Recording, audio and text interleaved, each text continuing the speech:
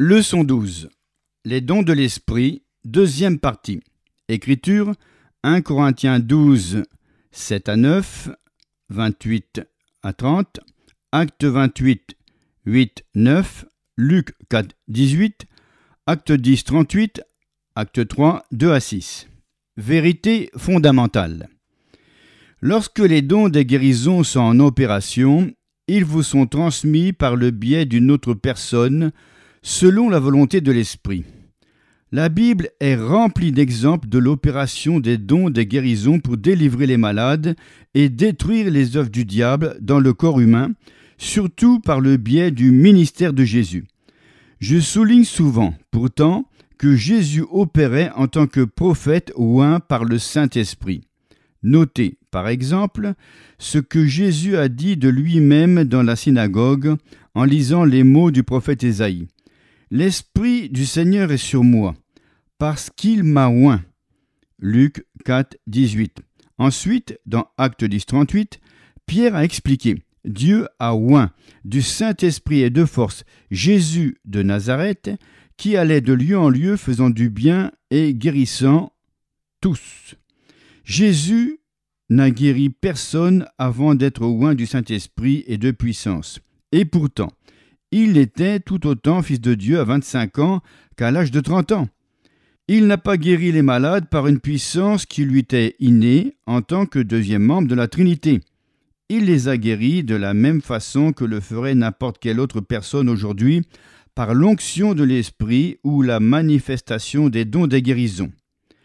La chose la plus importante à saisir, c'est la différence entre recevoir par la manifestation des dons des guérisons ou recevoir par sa propre foi dans la parole de Dieu. Quand j'enseigne, je souligne que l'on peut recevoir sa guérison rien qu'en exerçant sa foi dans la parole de Dieu, puisqu'elle marche toujours. Beaucoup d'entre vous connaissent déjà le témoignage de ma guérison en tant que jeune baptiste par la lecture de la Bible méthodiste de ma grand-mère. Je n'ai pas été guéri parce que je croyais dans la guérison divine, nécessairement, mais parce que je me suis appuyé sur Marc 11, 24, et j'ai agi en conséquence. J'ai lu ces paroles de Jésus dans Marc 11, 24. « Tout ce que vous demanderez, désirez, en priant, croyez que vous l'avez reçu et vous le verrez s'accomplir. » Je désirais être guéri, alors j'ai prié et commencé à déclarer « Je crois recevoir la guérison de ma malformation cardiaque. Je crois recevoir la guérison de mon corps paralysé. Je crois recevoir la guérison de ma maladie du sang incurable, et ainsi de suite. » Pour faire court, la puissance de guérison de Dieu s'est manifestée dans mon corps. Personne ne m'a imposé les mains, Dieu m'a infusé directement de sa puissance. Mais quand les dons des guérisons se manifestent, c'est à travers autrui vers vous, selon la volonté de l'Esprit. Voilà la différence, bien que la guérison vienne toujours de Dieu. La différence entre la guérison en tant que don et les dons des guérisons. Certains prétendent que chaque guérison, c'est une manifestation des dons des guérisons. Mais je ne suis pas d'accord avec cette affirmation. La guérison est un don, assurément, dans le sens où tout ce qui vient de Dieu est un don. Mais cela ne veut pas dire nécessairement que ces dons spirituels sont en opération.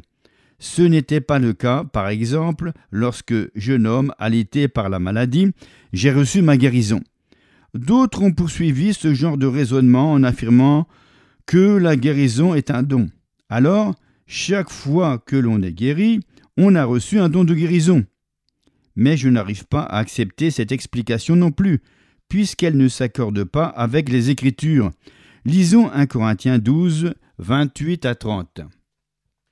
1 Corinthiens 12, 28, 30. « Et Dieu a établi dans l'Église, premièrement des apôtres, secondement des prophètes, troisièmement des docteurs, ensuite ceux qui ont le don des miracles, puis ceux qui ont les dons de guérir, de secourir, de gouverner, de parler diverses langues.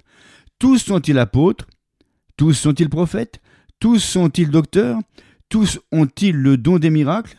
tous ont-ils le don des guérisons? Notez au verset 28 que Dieu a établi certaines personnes dans l'Église.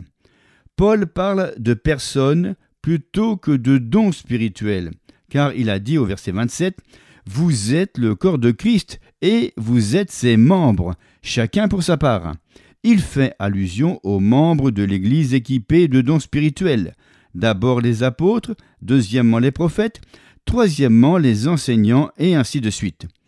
Le don de l'apôtre ou du prophète ou de l'enseignant est un don de ministère accordé à l'Église, pas un don individuel accordé à un particulier. Éphésiens 4, 8, 11. En d'autres mots, cela n'a pas été accordé pour vous bénir individuellement, mais pour bénir autrui. C'est un ministère. 1 Corinthiens 12, 28 poursuit. Ensuite, ceux qui ont le don des miracles. Évidemment, après tous ceux qui sont équipés des dons de ministère que Paul vient de mentionner, il y en a dans le ministère qui sont équipés du don de l'opération des miracles. On pourrait mieux l'exprimer en disant que le don de l'opération des miracles se manifeste par l'Esprit avec plus de consistance dans le ministère de certaines personnes par rapport à d'autres personnes. Ensuite, Paul fait allusion au don des guérisons et pose quelques questions rhétoriques. Tous ont-ils le ministère d'apôtre? Bien sûr que non. Tous ont-ils le ministère de prophète? Non. Tous ont-ils le ministère de docteur? Mais non. Nous pourrions tous enseigner dans une certaine mesure, bien sûr. Mais il y a des personnes que Dieu a établies dans l'Église qui sont équipées ou ointes exprès par le Saint-Esprit d'un don d'enseignement. Comme vous voyez, les dons des guérisons ne sont pas des dons accordés aux particuliers pour les bénir personnellement. Ce sont des ministères de guérison accordés à certains pour en bénir d'autres. J'aime bien l'exprimer de cette façon-ci. Les dons des guérisons sont des manifestations surnaturelles de l'esprit qui se révèlent à travers quelqu'un au bénéfice de quelqu'un d'autre. L'imposition des mains.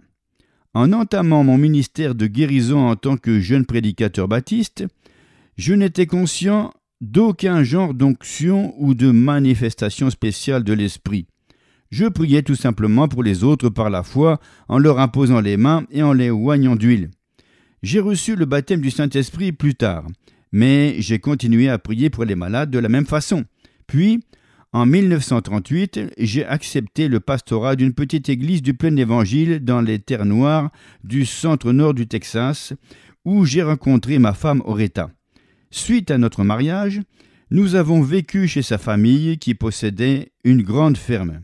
Ni elle ni ses parents n'avaient reçu le baptême du Saint-Esprit à cette époque. Par conséquent, j'ai essayé de tout faire pour bien me comporter lorsqu'on priait ensemble. Pourtant, un soir, nous étions en train de prier et, sans m'en rendre compte, j'ai commencé à prier en langue à haute voix pendant 45 minutes environ.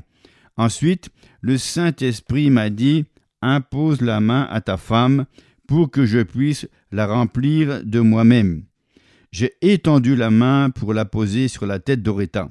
Oretta n'avait jamais cherché le Saint-Esprit de sa vie, mais au moment où je lui ai posé la main sur la tête, elle a levé les deux mains au ciel et a immédiatement commencé à parler en langue, sans bégayer ni balbutier. Elle parlait couramment en d'autres langues, selon ce que l'Esprit lui donnait d'exprimer. Une onction spéciale.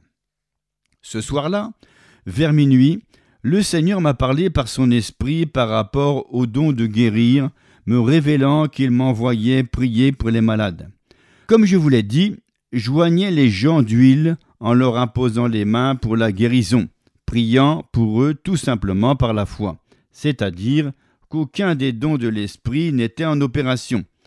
La puissance de guérison de Dieu se manifestait en eux directement. Mais parfois, j'étais conscient d'une manifestation de la puissance de Dieu à travers moi. Cela ne se passait pas tout le temps, seulement selon la volonté de l'Esprit. Mais je savais quand cela se passait. Je n'y faisais pas vraiment attention, si ce n'était pour lui permettre d'agir. 10 ans plus tard, alors que j'assurais le pastorat d'une église dans l'est du Texas, j'ai commencé à ressentir un manque de satisfaction spirituelle. Sur le plan naturel, j'avais toutes les raisons pour me sentir bien dans ma peau et me réjouir. Des gens avaient été sauvés, remplis du Saint-Esprit et guéris dans l'église. Mais j'étais complètement insatisfait. J'ai donc passé du temps à part, enfermé dans l'église, à prier, à lire ma Bible et à chercher Dieu à propos de mon ministère. « Que vas-tu faire ?» m'a demandé le Seigneur un jour que je priais à l'autel, à propos du ministère de guérison et de ce que je t'ai dit il y a 10 ans dans cette petite ferme au centre nord du Texas. À vrai dire, Seigneur, je n'avais pas l'intention de faire quoi que ce soit. Tu devras faire quelque chose, sinon... Au fil des années, j'avais entendu des sinon de la part du Seigneur. Alors je lui ai répondu « Oui Seigneur, à tes ordres ». Et j'ai quitté mon dernier pastorat en février 1949 en faveur d'un ministère itinérant pour essayer d'accomplir ce à quoi Dieu m'avait appelé. Problème cardiaque. Un soir, pendant que j'animais une réunion dans une église du Plein Évangile à Anderson, dans le Texas, je priais pour les malades en leur imposant les mains. Une femme de l'église s'est avancée et l'Esprit de Dieu m'a donné une parole de connaissance à son propos. « Votre cœur n'est pas intègre envers Dieu. » Je savais que je devais déclarer cette parole, mais je n'étais pas trop enthousiaste. Quelle mauvaise nouvelle pour quelqu'un! Je me suis mordu la langue et j'ai fermé la bouche pour me retenir. Tout d'un coup, l'onction s'est enlevée de moi comme un nuage qui partait en flottant. J'étais l'invité du pasteur et logeais chez lui. Au moment où je me suis couché pour m'endormir ce soir-là, j'ai eu l'impression que mon cœur avait cessé de battre. J'ai étendu la main jusqu'à la poitrine, mais ne sentais aucun battement de cœur, à part une légère palpitation ou secousse. Je suis tombé du lit par terre, sur le linoléum froid, en criant à tue-tête « Seigneur, je t'obéirai la prochaine fois, je ferai ce que tu voudras. » Je criais tellement fort que j'ai réveillé le pasteur et sa femme qui dormaient dans leur chambre à l'autre bout de la maison. Je me suis dirigé vers la salle à manger en appelant le pasteur pour qu'il vienne prier pour moi. Pendant que la mort m'étranglait par ses dernières convulsions, j'avais l'impression que je m'esquivais de mon corps. Ayant vécu la même expérience 2 fois auparavant, je savais que j'étais à l'article de la mort. Je voulais laisser un mot pour que le pasteur le transmette à ma femme et à mes enfants. Mais, en ouvrant la bouche, au lieu de parler, j'ai commencé à prophétiser. Je n'avais pas beaucoup prophétisé auparavant, mais j'ai commencé à le faire par mon propre esprit, et Dieu a commencé à me parler par mes propres paroles. Je ne lui avais pas complètement obéi dans certains domaines des dons de l'esprit, par peur des autres. Je pensais qu'ils imagineraient que je voulais attirer l'attention sur moi-même si je me comportais selon ces directives lorsque ces dons se manifestaient. Mais l'Esprit de Dieu m'a dit, quand Pierre et Jean ont vu l'homme paralysé à la porte appelée la Belle, Pierre s'est arrêté et a dit « Regarde-nous » Acte 3, 4. Acte 3, 2 à 6. Il y avait un homme boiteux de naissance, qu'on portait et qu'on plaçait tous les jours à la porte du temple appelée la Belle.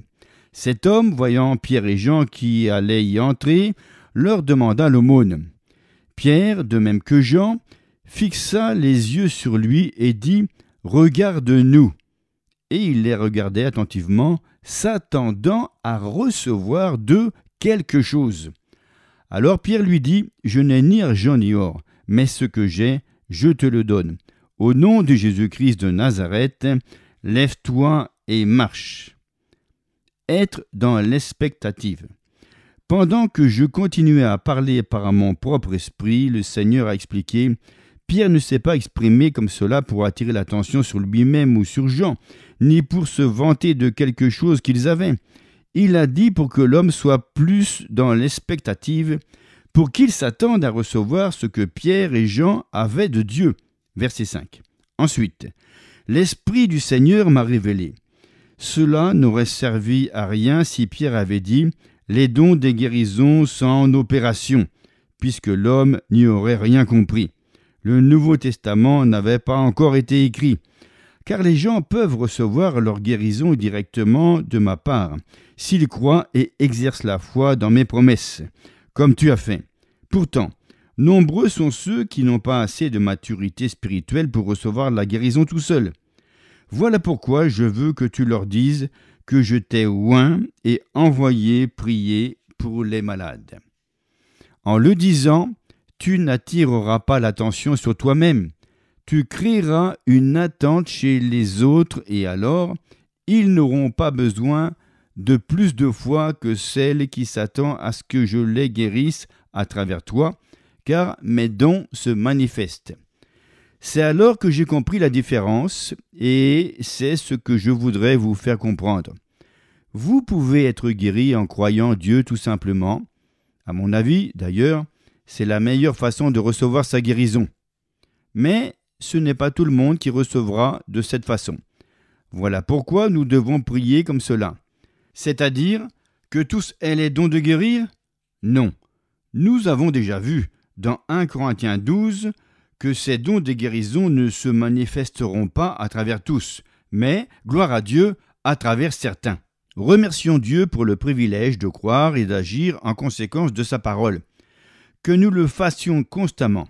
Mais nous pouvons aussi prier que les dons des guérisons se manifestent surnaturellement parmi nous encore plus, et nous attendre à ce que la puissance de Dieu se transmette à autrui par le biais des membres de son corps, selon la volonté de l'Esprit. Texte à apprendre par cœur. Pierre, de même que Jean, fixa les yeux sur lui et dit « Regarde-nous » et il les regardait attentivement, s'attendant à recevoir d'eux quelque chose. Acte 3, 4, 5. Pensez à vous abonner et à partager avec vos amis et des proches le chapitre de ce livre sur la guérison.